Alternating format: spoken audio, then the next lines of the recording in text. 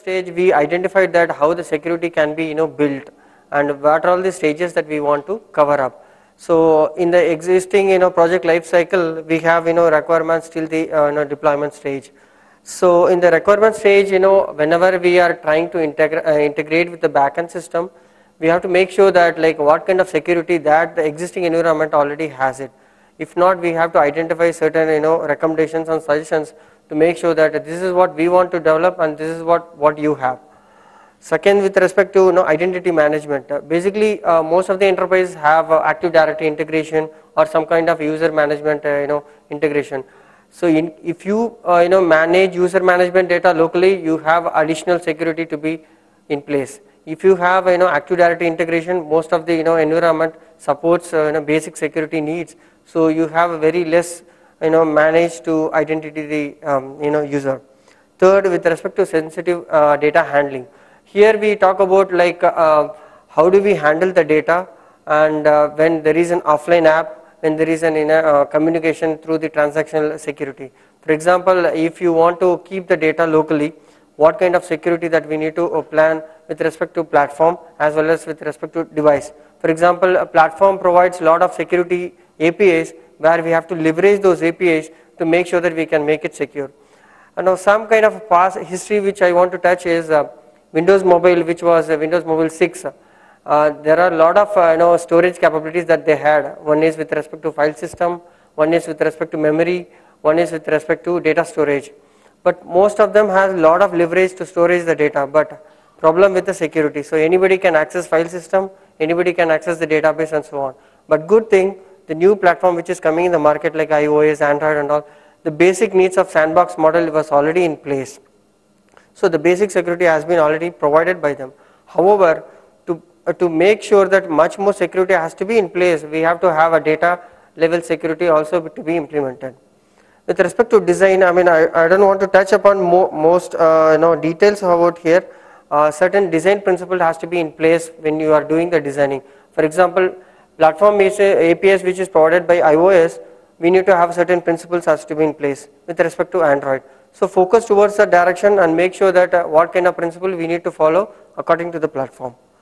Third thing would be best practices.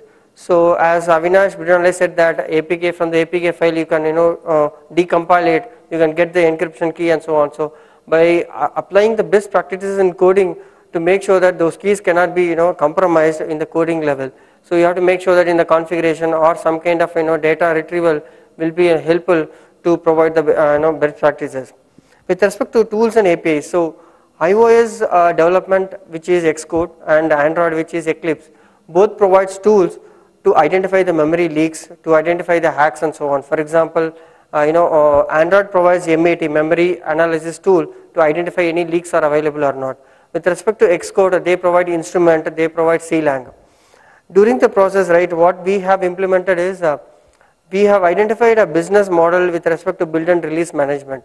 So what that does is it will randomly take the source code from the SVN, it compiles, and we have integrated certain tools, memory related tools like CLang and Lint for Android to identify the memory leaks, which will provide extra security if the coder does not have practice those information. From the tool perspective, we are managing that. And finally, with respect to deployment, so deployment on enterprise, of course, MDM plays an important role. Along with that, a mobile application management, there is a new terminology which people call. So that also as integrated with MDM to make sure that how the application can be deployed and provide authorized access. So this is one of the case study which we would like to share with you for the security assessment. So here you can see that this is an end-to-end security implementation that we have integrated with one of our customer. So of course, I mean in the back end we have enterprise domain, we have SSL, we have OTA, firewall and so on. To start from the left side, we have a device. Device have three level of security in place. One is application security, one is device security, one is message level security. So when we do an application level security, sandbox is already in place. Data which has been handled locally, we have to have it. On top of that, we have to have a certain cryptography APIs to be implemented. For example, RSA algorithm or AES algorithm has to be implemented to make sure that the data is more secure. With respect to internet, there is some overlap between the desktop as well as on the mobile with respect to network. Network level security has, of course, mobile VPN, HTTPS, and so on. On top of that, message level security is very important, because unauthorized access, anybody can go and access the data, and then they'll be able to read the data. So we need to have a message level security as well. On the web services, which is very important for the mobile application, especially for native applications.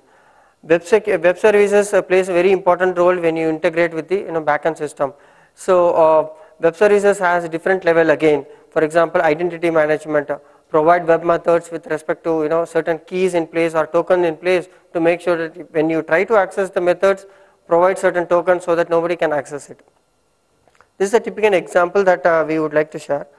And during the course of time, we have identified multi-layered approach. This is again we have differentiated 4 different levels where security has to be taken place. One is with respect to application, one is data protection and device security, third one is network, and fourth one is application testing. So testing, we have integrated certain tools and techniques at the testing level to identify any memory leaks are available or anything that is available where it can be compromised and so on.